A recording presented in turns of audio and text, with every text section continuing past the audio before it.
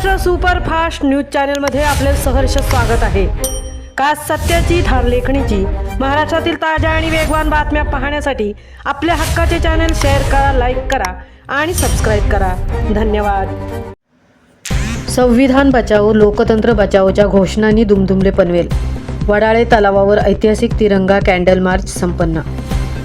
Cockroach जनता पार्टीचा नुकताच झालेला विजय आणि धर्मेंद्र प्रधान यांच्या राजीनाम्यानंतर जनतेच्या भावनांचा सन्मान करण्यासाठी तसेच सामाजिक न्याय व समानतेच्या लढ्याला अभिवादन करण्यासाठी पनवेलमधील वडाळा तलाव येथे एका भव्य तिरंगा कॅन्डल मार्च आणि श्रद्धांजली सभेचे आयोजन करण्यात आले होते।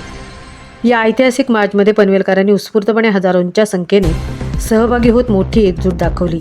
इन्कलाब जिंदाबाद, संविधान बचाओ लोकतंत्र बचाओ, सामाजिक न्याय और समानता के लिए कॅन्डल मार्च अशा गगनभेदी घोषक वाक्यांनी वडाळे तलावाचा संपूर्ण परिसर दणाणून गेला होता। देशामध्ये संविधानाचे रक्षण व्हावे, लोकशाहीचे संवर्धन व्हावे आणि समाजात शांतता व ऐक्य टिकून राहावे हाच मुख्य संदेश या मार्चच्या माध्यमातून जनतेपर्यंत पोहोचवण्यात आला।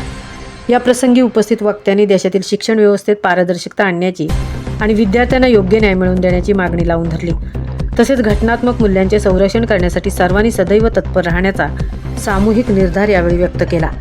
हातात राष्ट्रध्वज, तिरंगा आणि प्रज्वलित मेणबत्त्या घेतलेल्या नागरिकांचे दृश्य अतिशय अभूतपूर्व होते। देशासाठी बलिदान देणाऱ्या शहीदांना आणि सामाजिक न्यायाच्या हक्कासाठी रस्त्यावर उतरून लढणाऱ्या सर्व योद्ध्यांना यावेळी अत्यंत भावपूर्ण वातावरणात श्रद्धांजली अर्पण करण्यात आली। या ऐतिहासिक आंदोलनात आणि कॅन्डल मार्चमध्ये पनवेलमधील सर्वसामान्य नागरिक, तरुण तरुणी, महिला, ज्येष्ठ नागरिक आणि विविध सामाजिक संघटनेचे पदाधिकारी व कार्यकर्त्यांनी मोठ्या संख्येने उपस्थित राहून आपला पाठिंबा दर्शवला। हा कॅन्डल मार्च म्हणजे पनवेलमधील सामाजिक जागृतीचा एक नवा मैलाचा दगड ठरला आहे। महाराष्ट्र सुपरफास्टसाठी तृप्ती भोईर, पनवेल। या ब्रीद वाक्यावरती स्वतः चालतात। मी सरांना विनंती करतो त्यांनी आपलं मनोगत व्यक्त करायचं। आज आपण किती जमलोय याच्यापेक्षा आपण कशासाठी जमलोय महत्वाचं आहे। त्याच्यामुळे आपण सर्वांनी या गोष्टीचा अभिमान बाळगला पाहिजे की आपण सर्वजण इथे जमलो।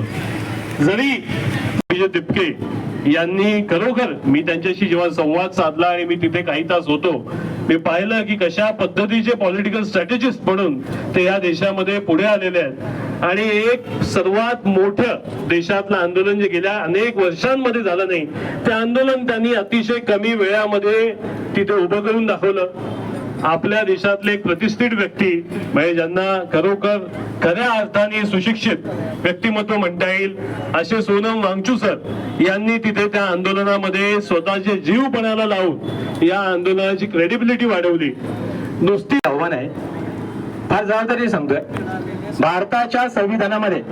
भारताच्या संविधानामध्ये या ठिकाणी आर्टिकल 19 मध्ये दिलेला अधिकार आहे।